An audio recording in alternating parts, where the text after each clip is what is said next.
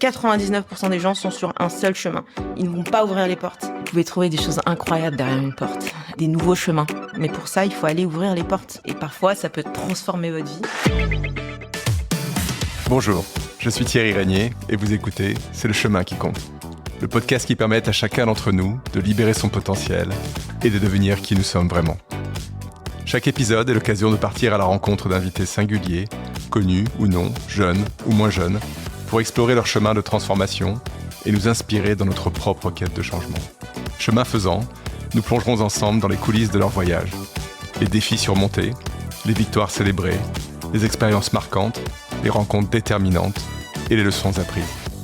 Bref, toute chose qui nous rappelle que plus que la destination, c'est le chemin qui compte. Aujourd'hui, je reçois Faria Shah, entrepreneure, militante et visionnaire, mais surtout une femme déterminée, guidée par une quête d'équité et de sens. Bonjour Faria. Bonjour Thierry. Alors Faria, tu es née en France et tu as grandi au sein d'une famille d'immigrés pakistanais installée dans une HLM du 93. Enfant, tu es témoin d'une réalité parfois âpre, marquée par les défis de l'intégration comme le racisme et les préjugés. Pourtant, loin de te décourager, ces obstacles forgent ta résilience. Inspiré par un papa qui, parti de rien, sort de sa condition d'ouvrier pour entreprendre et par une maman passionnée de littérature, tu as très vite compris que ta place n'était pas prédéfinie. Tu choisis donc de créer ton propre système, ta propre voie, en refusant de te laisser enfermer par de quelconques injonctions sociales. Après les études en économie, puis en marketing international, tu te lances dans le monde de la pub digitale.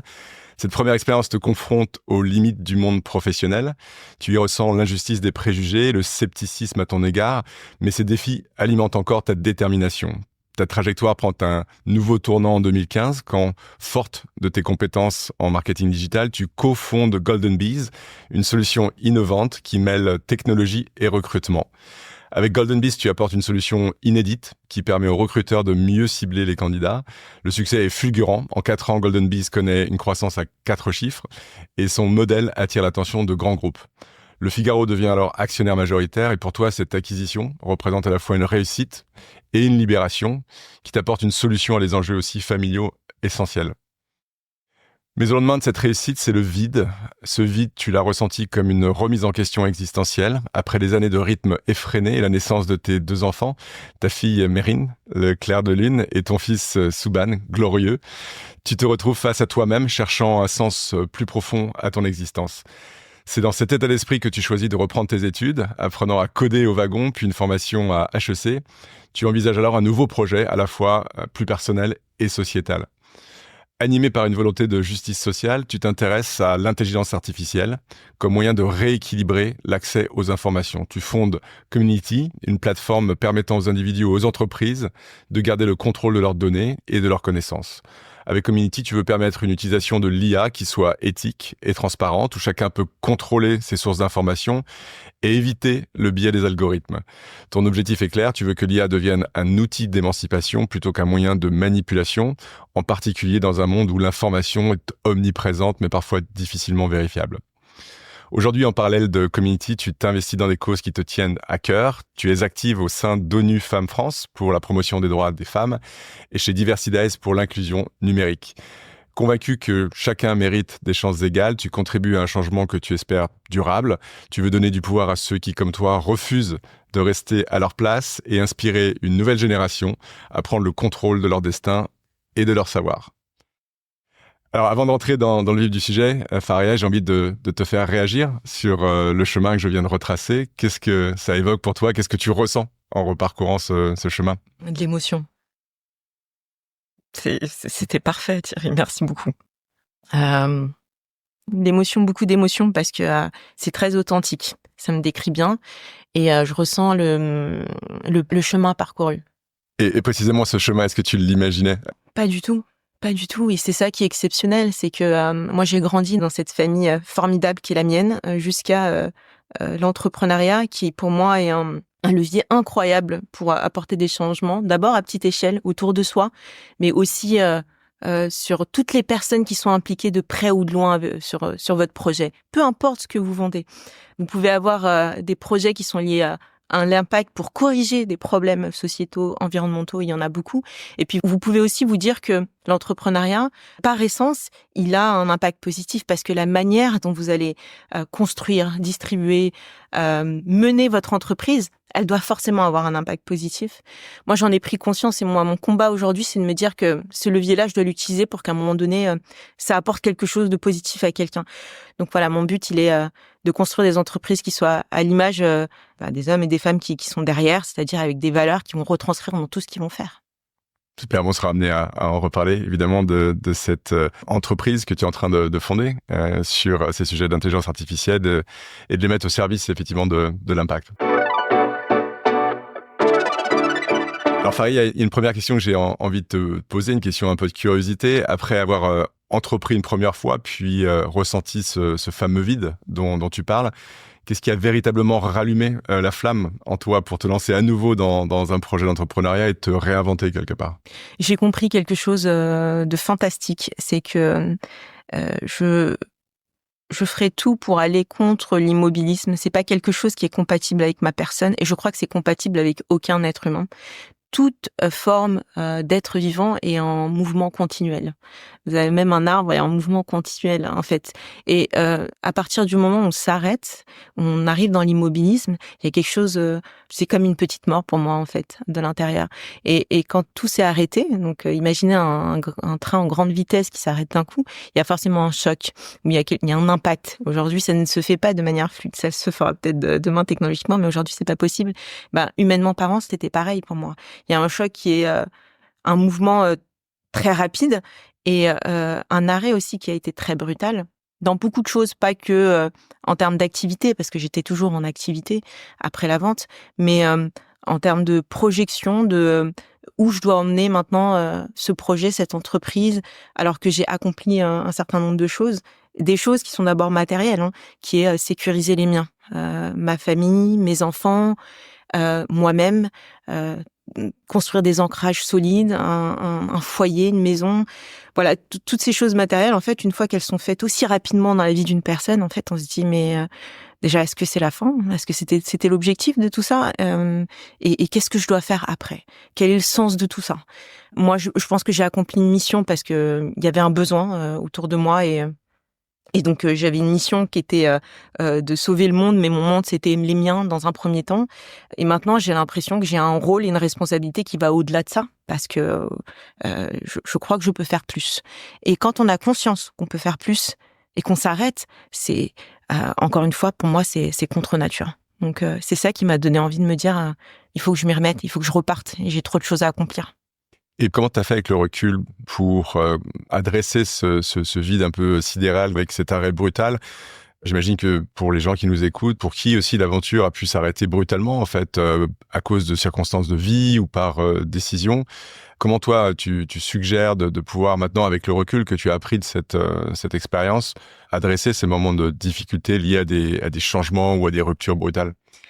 D'abord, la première chose, et en toute transparence, j'ai pas voulu faire face à ce vide-là, donc j'ai tout de suite enchaîné certaines choses. Tu l'as dit tout à l'heure, je crois que j'avais vendu la boîte le 30 juin, 1er juillet, j'étais au wagon en train de faire une formation de code. J'ai repris les études à HEC, c'était très intense, mais j'ai pas voulu de vide tout de suite. Je voulais pas en fait m'arrêter. Je crois que je n'avais pas envie, et ça a été une erreur.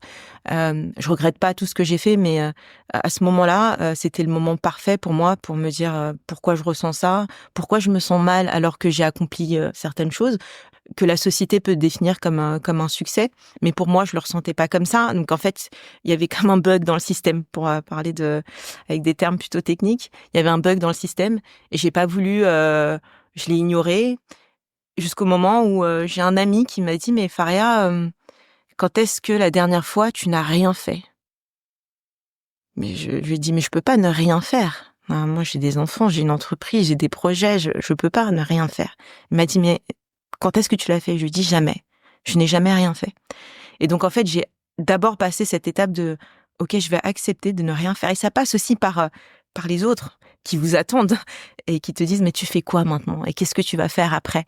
Et que tu leur dis non mais je suis sur des projets, et en réalité, il y a très peu de gens qui peuvent vous dire en face je ne fais rien.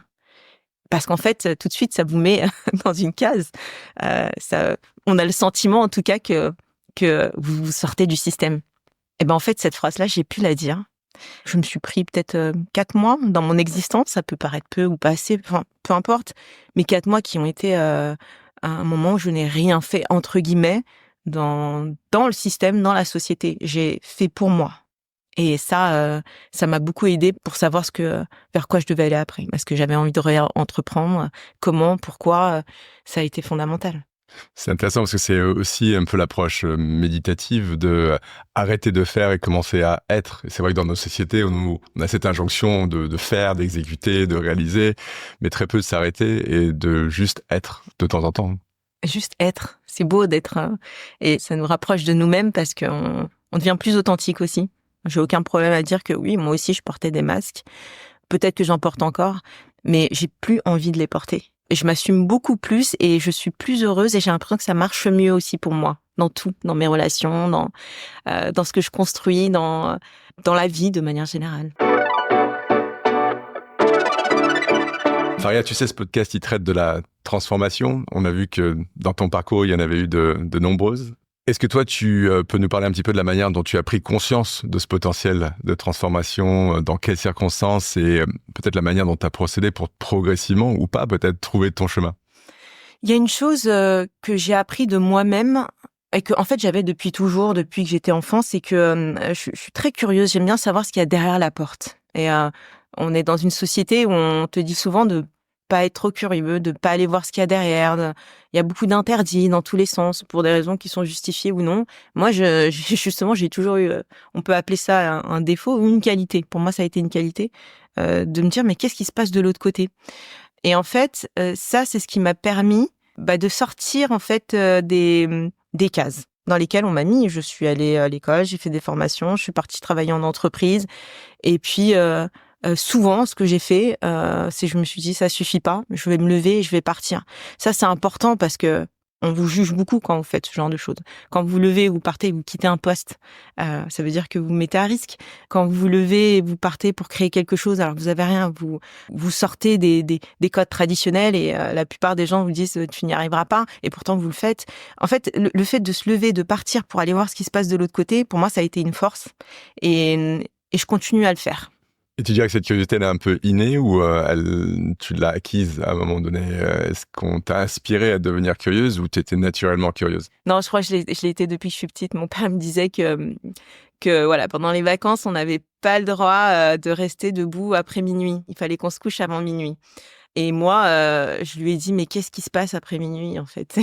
Et je lui ai demandé plusieurs fois de rester éveillée jusqu'à après minuit parce que je voulais savoir qu'est-ce qu'on nous empêchait de voir, en fait. D'accord. Non, je l'ai toujours eu, cette curiosité. Et je pense que c'est ça qui m'a permis de me dire, en fait, je peux aller ouvrir des portes alors que, soi-disant, elles sont fermées pour moi. D'accord. Et pour ceux qui n'ont pas autant de facilité que toi, peut-être avec cette curiosité, qu'est-ce que tu recommanderais pour justement exciter cette curiosité ou aller vers plus de curiosité? En fait, vous pouvez trouver des choses incroyables derrière une porte et des nouveaux chemins. Il n'y a pas qu'un chemin, il y a plusieurs chemins, mais pour ça, il faut aller ouvrir les portes. Et parfois, ça peut transformer votre vie. La plupart du temps, ce sont des choses qui sont positives. Des nouveaux chemins, des nouvelles opportunités, des nouvelles façons de voir le monde et les choses, et surtout, en fait, de faire les choses différemment. Ça vous permet de faire différemment les choses. 99% des gens sont sur un seul chemin. Ils ne vont pas ouvrir les portes parce que ça sort des cases dans lesquelles on s'est mis, des conditions de vie dans lesquelles on s'est mis. Mais quand on le fait, en fait, c'est là où on vit des choses exceptionnelles. Donner une petite indication sur comment se mettre dans une situation d'ouvrir cette porte et d'avoir cette curiosité-là, en fait. Qu'est-ce que tu suggérerais pour quelqu'un pour qui c'est difficile, qui sont toujours réticents à aller ouvrir cette porte? Donc, qu'est-ce qui peut nous permettre de se dire je vais l'ouvrir cette fois-ci ou je vais y aller, je vais le tenter? C'est vrai, et puis la plupart du temps, c'est parce qu'on a peur. C'est pour ça qu'on n'y va pas. Ou alors, on pense qu'on n'a pas le droit de le faire. Dans le monde professionnel, moi, j'ai vécu une situation, et ça revient à ma formation à HEC, mais quand j'ai créé ma première entreprise, c'est une entreprise qui avait des très belles performances, des très belles tractions. Et donc, quand on a cherché à lever des fonds, on a eu énormément de non, de personnes qui nous ont dit non, etc. Et moi, je me suis toujours posé la question, curiosité, mais pourquoi? Enfin, il y avait ce qu'ils nous disaient, il y avait la réalité. Et donc, c'est quelque chose qui m'a énormément travaillé et je me suis dit, il faut que j'aille m'asseoir avec ces gens-là. Et donc, la première formation HEC que j'ai fait, c'était un module avec des DAF, donc sur la partie finance. Moi, je comprenais pas tout, mais je me suis dit, je vais m'asseoir avec ces gens-là et je vais leur parler et je vais essayer de comprendre. Et c'est comme ça que je suis arrivée dans le monde du venture capital aussi, puisque je suis également investisseur, parce que j'avais envie de passer de l'autre côté de la porte. Et c'est parce que on comprend, qu'on le maîtrise. Et ce qui est impressionnant, c'est que souvent, nos peurs sont pas justifiées. Quand on arrive de l'autre côté, on se dit, c'est pas si incroyable que ça. C'est pas si inaccessible en réalité. Il faut juste vouloir comprendre les choses. La compréhension, elle est importante. Voilà. Le dépassement et le fait d'aller chercher la connaissance par soi-même. Ouais. Et se dire que dans une grande majorité des cas, si on ouvre cette porte, ça sera quelque chose de positif. Et plus on va en ouvrir des portes, plus ça va devenir un muscle qu'on sait exercer, qui va grossir et grandir, et ça va devenir quelque chose de naturel. Totalement, et surtout si c'est drivé par l'envie de connaître, de savoir. Une connaissance, elle doit pas venir à nous, ça doit être quelque chose de proactif, on doit aller la chercher, vraiment. Et ça, c'est une souffrance d'aller chercher la connaissance parce que c'est pas évident d'apprendre, c'est difficile. Mais à chaque fois qu'on va dans un process créatif et d'apprentissage, c'est forcément positif. On peut pas en ressortir sans rien. Au pire, l'expérience est mauvaise. Mais si l'expérience est mauvaise, que vous avez appris, vous avez rien perdu. Et donc, c'est ça qu'il faut faire. C'est tout le temps aller chercher le savoir, la connaissance, l'apprentissage et aller s'asseoir là où on pense qu'on n'a pas la place. En ouvrant ces portes et en cheminant, toi, est-ce que tu as le sentiment de t'être rapproché de qui tu es vraiment? Est-ce que tu y tends progressivement, ou est-ce qu'il y a des hauts, des bas? Tu es encore en chemin, en recherche, en quête? Moi, je crois que la quête, elle se finit jamais. Enfin, si des gens ont réussi à le faire, c'est extraordinaire, mais je crois que la quête, elle s'arrête jamais. Non, je suis vraiment dans le cheminement. Après, je suis à un âge qui, je trouve, est intéressant. Je suis à presque 40 ans. Et c'est un âge dans lequel tu as vécu une grosse partie de ta vie, mais tu as une grosse partie à vivre encore. Et j'attends, moi, cette deuxième partie qui, je trouve, sera encore plus intéressante. Parce qu'elle sera dans continuer la quête de soi et savoir qui on est vraiment. Non, moi, il y a des hauts, il y a des bas encore. J'ai encore des doutes, j'ai encore parfois des barrières, mais la force que j'ai, c'est avec mes 40 ans passés, c'est que maintenant, j'arrive à me dire, tu sais quoi, même si j'ai des doutes, je vais les dépasser. Il y a aucune situation que je ne dépasse pas. Ça, c'est extraordinaire. Ouais. Même si ça me fait peur, j'y vais. Et ça, peut-être qu'avant, je le faisais un peu moins. Mais aussi parce que tu bâtis sur tes expériences et tes succès. Et tu t'es dit, je l'ai déjà fait, il n'y a pas de raison que je ne puisse pas à nouveau le faire à l'avenir. Donc peut-être pour nos auditeurs, se dire de capitaliser sur ces succès, ne pas uniquement voir les choses où on a échoué, même si les échecs peuvent aussi nous aider à progresser. Mais capitaliser sur ces succès, c'est extrêmement important. C'est vrai. Après, dans l'entrepreneuriat, ce que je peux dire, c'est que c'est nouveau. Hein. Pour moi, c'est une renaissance. Chaque entreprise est complètement nouvelle. Alors oui, il y a des choses sur lesquelles vous allez un peu plus vite, mais moi, j'ai peut-être 90% des champs sur lesquels j'ai encore tellement de choses à apprendre que je ne connais pas. Et donc là, il faut que je me fasse violence tout le temps parce que c'est pas non plus les mêmes projets. Et donc, je crois que ça m'a permis de monter peut-être une marche, mais en réalité, il y en a plein d'autres que j'ai pas prises. Et donc, à chaque fois que je vais les prendre, ça va me demander le même processus de dépassement, de recherche d'informations, de connaissances. À l'instant, tu parlais de doutes ou d'incertitudes qui peuvent aussi être des moteurs de cheminement. Mais toi, est-ce que tu peux nous parler de ces moments de doute et d'incertitude que tu as pu rencontrer sur ton chemin et surtout comment tu les as contournés, dépassés, ces moments?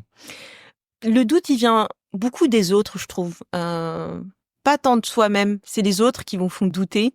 Et ce que j'ai appris, c'est qu'en fait, il fallait savoir ne pas écouter les autres et s'écouter soi-même. Ça paraît évident comme ça, mais on le fait pas. D'ailleurs, depuis qu'on est enfant, on écoute nos parents, on écoute l'école, on écoute toutes les personnes qui vont en fait choisir la vie pour vous. C'est intéressant quand même, hein. Alors que la meilleure personne qui se connaît, c'est quand même vous-même.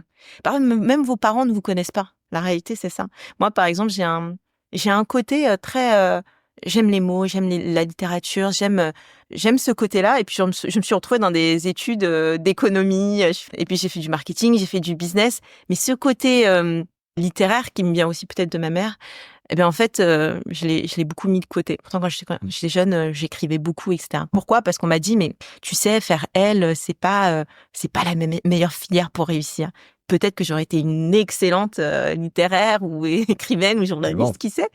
Et donc, en fait, le fait de savoir s'écouter soi-même, parce qu'on se connaît, nous, plus que personne d'autre, fait que vous êtes une version authentique et une version qui peut être vraiment excellente parce que justement, vous savez bien faire ces choses que vous aimez. D'ailleurs, quand on aime quelque chose, on le fait bien. Donc voilà, je sais plus trop ce que c'est la question. On était plus au niveau des doutes et des incertitudes et la manière dont toi tu t'organisais quelque part pour les dépasser et continuer à avancer malgré ces jugements, malgré ces critiques que tu as pu recevoir sur ton chemin. Qu'est-ce qui te permet de continuer à te mobiliser et d'avancer? En fait, c'est ça, c'est de faire abstraction, même là, en recréant ma société. Et pourtant, oui, on peut dire, j'ai un premier track record. Mais la réalité, c'est qu'on te dit toujours encore que, mais ça marchera pas, ou, non, mais le non, mais, il est omniprésent dans la vie d'un entrepreneur et c'est incroyable. On te dit non, mais tous les jours. Et donc, toi, ta force, c'est de se dire, OK, tu sais quoi, moi, je vais te dire et. Toi, tu me dis oui, mais, et moi, je te dis et. Et là, en fait, t'arrives à créer quelque chose de fantastique, c'est que tu t'écoutes. Et tu fais abstraction du bruit qu'il y a autour de toi qui te dit non, mais. Ok, super intéressant. Est-ce que tu peux essayer d'exemplifier ça par une expérience récente? Ouais, récente, très intéressant. Moi, j'ai recréé ma boîte, donc c'est une boîte technologique, donc on a besoin de financement pour la partie R&D au départ. Je cherchais du financement et il y a énormément de gens qui nous ont dit non. Et c'est vrai qu'il y en a beaucoup qui nous ont dit oui aussi, mais il y en a énormément qui nous ont dit non. Et quand on écoute leur argument, on a vraiment le sentiment que le truc ne marchera jamais. Et si parfois, en ayant ces réponses, et c'était plusieurs fois par jour pendant plusieurs mois, tu rentres chez toi et tu te dis mais ils ont peut-être raison. Il y a peut-être quelque chose que j'ai pas vu. Alors prendre du feedback, ok, mais prendre ça comme vérité absolue, c'est ça le danger. Et donc en fait, se faire violence et se dire tu sais quoi? Ils peuvent dire ce qu'ils veulent. Il y a peut-être 10%, 20%, 50%, même 90% des gens qui vont te dire non. Mais moi, je vais miser sur les 10% qui m'ont dit oui. Et peut-être que c'est eux qui ont raison. Et donc, ce travail de sortir de ce que les autres vous disent et de revenir à soi, c'est un travail quotidien que je fais encore. C'est vrai que parfois, les autres peuvent me mettre un doute et j'en suis consciente. Donc, je vais retravailler sur moi pour me dire non, je reviens sur mon chemin et mes convictions. Très utile. Et c'est vrai que l'opinion des autres, le feedback est neutre. C'est pas positif ou négatif, c'est notre projection sur ce feedback qui le rend positif ou négatif. Et juste se dire que finalement, ce feedback ou cette opinion ne nous définit pas.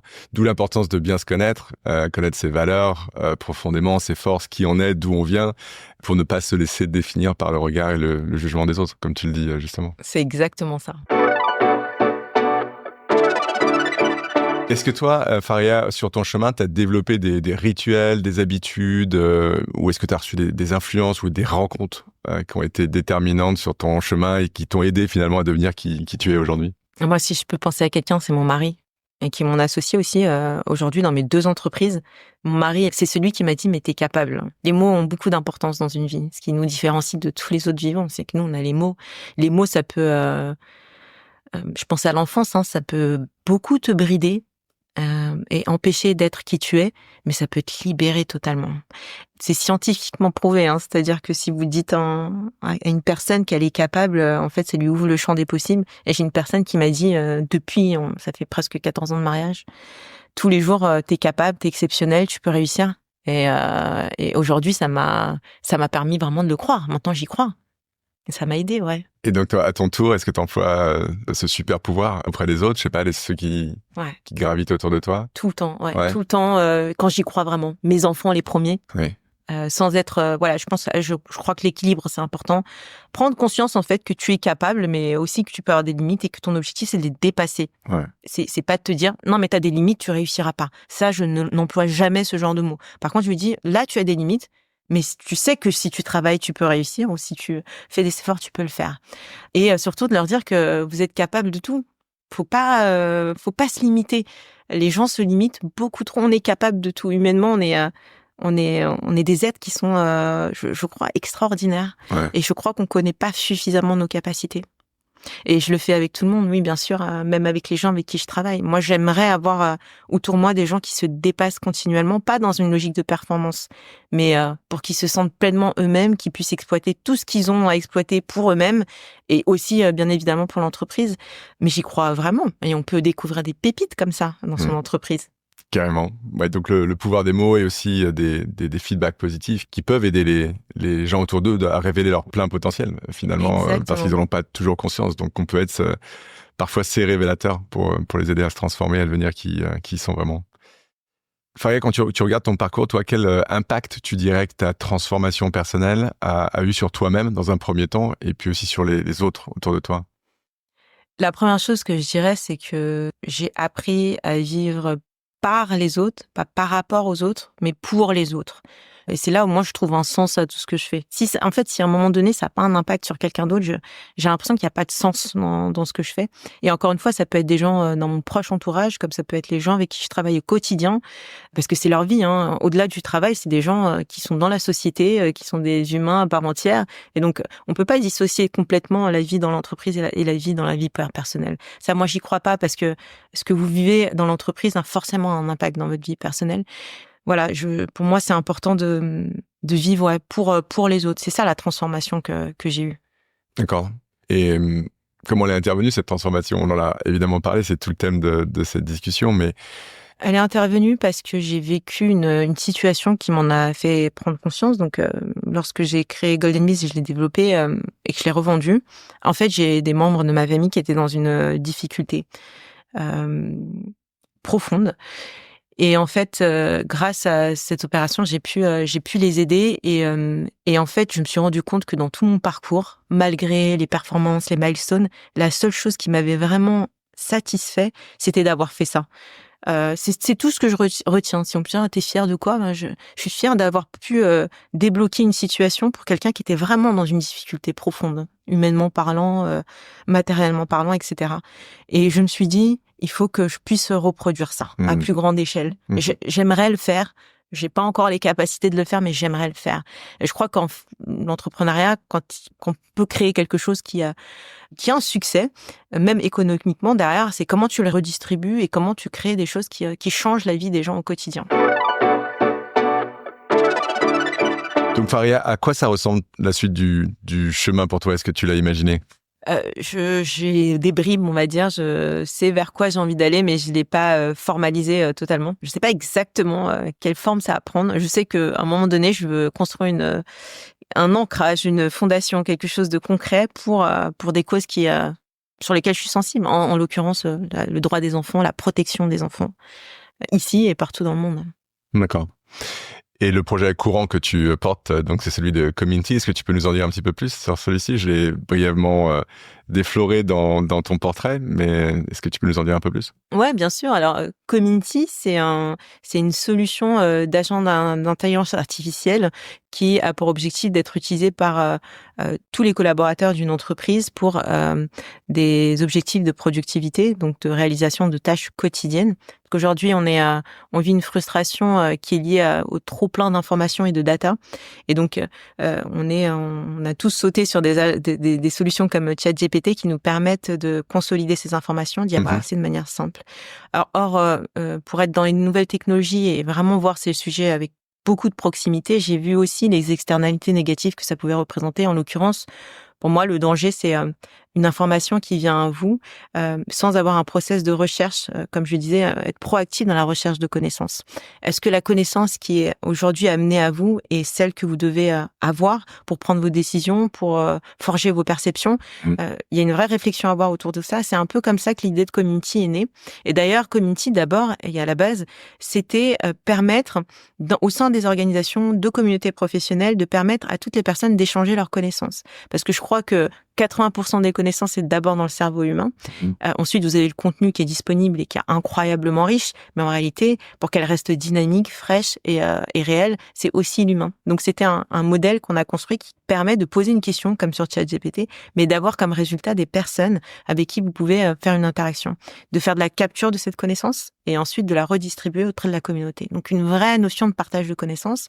Et derrière, on a enrichi cette solution en mettant toute la donnée qui peut émerger au sein d'une organisation. Donc, il y en a énormément. Parfois, on parle de terras de connaissances et de data qui sont dispersées et qui ne sont pas utilisables, humainement parlant, en une seule fois, ou qui sont extrêmement chronophages. Aujourd'hui, la technologie nous permet d'avoir une intelligence qu'on n'avait pas avant.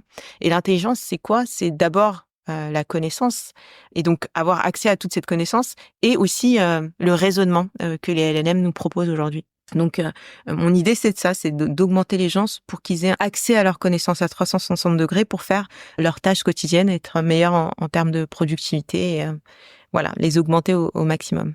Et est-ce que c'est disponible aujourd'hui, Community? On peut s'abonner? Comment ça fonctionne? C'est à destination des entreprises et c'est disponible aujourd'hui pour les entreprises. On est en exécution, on a déjà des utilisateurs, des entreprises qui sont intéressées pour l'utiliser parce que toutes les entreprises, sans exception, ont des données, des volumes de données et des sources de données qui sont différentes. Et aujourd'hui, de pouvoir avoir un point d'entrée pour aller chercher intelligemment tout de manière consolidée, toujours avec les sources, c'est quelque chose qui répond à la demande d'absolument tout le monde. Donc oui, la solution a bien avancé, elle est déjà en exécution. Et sur les aspects un peu éthiques de l'accès à l'information dont tu parlais, ces algorithmes qui ont aussi tendance à nous servir ce qu'on attend d'eux, et donc à polariser aussi, on le sait, la société, parce que les résultats qu'on obtient sont pas les mêmes en fonction de nos habitudes de recherche. Toi, c'est un combat important pour toi également? C'est absolument important et c'est ce que je veux permettre, c'est pas seulement d'aller chercher les données et d'avoir une réponse. Ce que je veux, c'est qu'il y ait une notion de contrôle et d'instruction, notamment avec le prompt engineering, pour que les personnes mettent leur code, leur valeur, leur façon de traiter l'information. Et ça passe par débiaiser aussi la façon dont une IA peut répondre, de contrôler les informations, celles qu'on estime être des bonnes sources, des mauvaises sources, et ça passe par énormément d'autres variables. Donc la tour de contrôle qu'il y a avant l'utilisation de cet outil, il est fondamental et c'est ce qu'on a intégré tout de suite. D'accord. Et pour faire la jonction avec le thème de ce podcast, est-ce que tu vois cette technologie comme un vecteur de transformation potentielle des individus ou des sociétés ou des collectivités? Je pense que de manière générale, au-delà de Community, on est vraiment dans une ère de transformation très profonde. Avec l'arrivée des agents IA, il y aura une grosse partie du travail qui va être automatisé. Déjà, parlons des choses positives, c'est-à-dire qu'aujourd'hui, on a la capacité d'augmenter notre pouvoir en termes de productivité, mais aussi d'accès à l'intelligence qu'on n'a jamais eu auparavant. En fait, humainement, on ne peut pas traiter autant d'informations, les consolider, et puis en ressortir quelque chose qui soit le plus pertinent possible. Alors pour moi, l'intelligence, c'est aussi le fait d'avoir la diversité de sources. Quand on va chercher de la connaissance, n'aller chercher de la connaissance que sur un sujet qu'on maîtrise, c'est pas de l'intelligence. Mais par contre, aller confronter ces mêmes connaissances avec des choses qui sont diverses et variées, ça, c'est intéressant. Et d'ailleurs, les gens qui vont chercher la connaissance sont très humbles parce qu'ils se rendent compte que jamais ils ne peuvent compléter une connaissance, elle est tellement énormissime. Donc, le premier impact, c'est ça, c'est de permettre aux gens de vraiment ouvrir la manière dont ils ont accès à l'information, de la traiter, peut-être améliorer leur perception des choses parce que justement, ils ont des diversités d'informations. Et l'autre chose, c'est effectivement, il y a un impact sur leur travail au quotidien. Qu'est-ce que ça veut dire d'avoir des agents qui peuvent produire des choses que vous faisiez auparavant, en tout cas une partie. Donc il y a quelque chose à prendre en considération sur comment on intègre ces outils comme des assistants, des agents qui travaillent pour vous assister et non pas pour remplacer ce que vous faites déjà. Ouais. Et peut-être aussi, pour revenir à ce que tu disais, d'arrêter de faire et de commencer à être un peu plus, parce que voilà, ça nous dégage du temps, des choses qu'on faisait au quotidien qui n'étaient pas de grande valeur, et ça nous redonne du temps pour peut-être se poser des vraies questions et s'intéresser un peu à nous-mêmes, à notre transformation vers une version de nous-mêmes qui nous ressemble plus. Totalement. Ça élève les personnes en se libérant du temps pour voir, il y a peut-être d'autres choses qu'ils peuvent envisager, sur lesquelles ils peuvent se projeter, auxquelles ils pensaient pas, parce que justement, ils n'avaient pas ce temps libéré. Quand on parle de temps libéré, c'est parfois 60-70% de son travail. Donc, on a un avant, un après, clairement. On arrive bientôt à la fin de notre conversation, Faria. Est-ce que tu as un conseil, toi, que tu aimerais donner à quelqu'un qui cherche justement à entamer son propre chemin de transformation, qui est pas aussi avancé que tu peux l'être, toi, dans ton cheminement? Ce que je disais, effacer le bruit qu'il y a autour de vous, qui sont souvent ce que disent les autres, ou ce que la société impose comme code de réussite, de bien-être, peu importe. Et écoutez-vous. S'écouter, il y a quelque chose d'assez magique dans le fait de s'écouter. C'est exactement la raison pour laquelle vous allez vous lever de votre chaise et aller ouvrir la porte. Sinon, vous le ferez pas. Et je pense qu'on mérite tous de se respecter un minimum et de s'écouter. Parce que l'écoute, c'est une forme de respect. Alors pourquoi on le fait pas avec soi-même? Excellente question. Je suis pas sûr d'avoir la réponse, mais c'est la question qui compte. Peut-être, est-ce que toi, tu as une actualité ou quelque chose que tu souhaites partager, une information qu'on n'aurait pas abordée pendant cette conversation, quelque chose qui te tient à cœur? Je sais que tu es très engagé aussi sur des aspects sociaux auprès du droit des femmes, avec Diversides ou peut-être d'autres sujets. Est-ce que quelque chose qui te tient à cœur de partager? Écoute, moi, j'aime bien créer des ponts avec tout ce que je fais. Je connais pas tout, les enjeux, toutes les problématiques. Je navigue dans le monde des nouvelles technologies et je vois en fait l'impact que ça peut avoir dans la vie de chacun. Je vois aussi que ça peut créer encore plus de silos qu'on en a déjà, avec des inégalités très fortes. Parce que la technologie est en train de vraiment prendre une place très importante dans les métiers, dans la société, dans les usages. Ce que j'aimerais faire, par exemple, avec ONU Femmes France, on a cette influence des actions qu'on peut mener des actions pour que les femmes soient plus représentées dans le milieu de la technologie. C'est fondamental. C'est pas juste un combat d'options. S'il n'y a pas de femmes dans les nouvelles technologies, on les met de côté encore une fois. Et ça, c'est inacceptable. On les met de côté aussi dans la manière dont une IA peut réfléchir, les perceptions qu'elle peut avoir. Et ça aussi, c'est inacceptable. Parce qu'encore une fois, on va retourner sur des problématiques qu'on a eues depuis toujours. Donc moi, mes combats, c'est vraiment comment je crée les ponts entre tous les milieux dans lesquels j'ai la chance d'être. Dans le milieu des sujets de diversité avec Diversidays, par exemple. Comme je suis dans le milieu du venture capital, qui est quand même très siloté et très élitiste en France, le monde de l'entrepreneuriat, le monde des gens qui viennent de banlieue, par exemple, l'immigration, il y a tellement de choses. Et moi, j'aime bien me dire qu'on est au milieu et qu'on peut rassembler tout ça. Ouais. Et c'est ce que j'essaye de faire. Oui. On est éminemment pluriel et donc on a plein d'attributs dont on peut faire levier pour supporter, aider, trouver sa voie. Exactement. Très cool. Alors Faria, avant de se quitter, il y a une tradition dans ce podcast. Je vais te poser des questions que j'appelle les questions mitraillettes. Et l'idée, c'est de répondre à un maximum de questions en moins de 2 minutes. Est-ce que tu es prête? Ok. Qu'est-ce que tu lis comme livre en ce moment? C'est horrible ce que je réponds. C'est la biographie d'Elon Musk. D'accord, on a le droit de s'informer. Non, mais je m'enferme. Il est fascinant. Je suis pas d'accord avec tout ce qu'il fait, surtout en ce moment, mais il est fascinant. Est-ce qu'il y a une musique que tu écoutes en boucle en ce moment? Oui, c'est une musique pakistanaise, très poétique. J'adore la langue pakistanaise qui est le ourdou. Quelle est ta citation préférée? Les seules barrières qu'on s'impose, ce sont celles que nous avons nous-mêmes dans notre cerveau. Quelle est la personne qui t'inspire le plus? Ma mère. Que voulais-tu faire quand tu étais petite? Hôtesse de l'air. Comment commences-tu ta journée? J'embrasse mes enfants. Quel talent aimerais-tu avoir? Voler. Quelle est ta plus grande force? La détermination. Qu'est-ce qui te donne le plus d'énergie? Ma famille. Quel est le meilleur conseil que tu aies jamais reçu? Et une confiance absolue en toi. Quelles sont les 3 choses que tu emporterais sur une île déserte? De l'eau, un livre et ma famille, je sais pas si ça compte. T'as le droit. Quel est ton meilleur remède contre le stress? La mer. Qu'est-ce que tu aurais aimé savoir quand tu avais 20 ans? Pareil qu'il n'y a pas grand-chose qui est impossible. Tu peux tout faire. Qu'est-ce qui t'énerve le plus? L'injustice. Qu'est-ce qui te donne le plus d'espoir? L'amour. Comment aimerais-tu qu'on se souvienne de toi? Comme quelqu'un qui veut faire le bien pour les autres. Quel est le plus beau chemin que tu aies jamais emprunté? Celui de la spiritualité. Qu'est-ce que tu ferais si tu savais que tu ne pouvais pas échouer? Je ferai en sorte qu'il n'y ait aucun enfant qui meure de manière injuste. Qu'est-ce que la femme d'aujourd'hui aurait envie de dire à la petite fille que tu étais à 10 ans? C'est eux qui ont tort. Et enfin, qui aimerais-tu entendre à ce micro pour le prochain épisode? Jonathan, mon mari, qui est quelqu'un d'exceptionnel et qui a une histoire incroyable à raconter et qui mérite d'être connu. Voilà. Très bien, on attend de recevoir Jonathan à ce micro. Merci Faria pour ton témoignage et bonne chance à Community et tous les projets que tu portes, aussi bien sociaux, personnels que professionnels. Ok, merci beaucoup à toi Thierry. Merci d'avoir écouté cet épisode. Avant de nous quitter, voici les quelques pépites que je retiens de la conversation avec Faria. Premièrement, la véritable transformation réside dans notre capacité à ouvrir des portes et explorer d'autres chemins. Osons l'inconnu, car c'est souvent là que se trouvent les opportunités qui redéfinissent nos vies.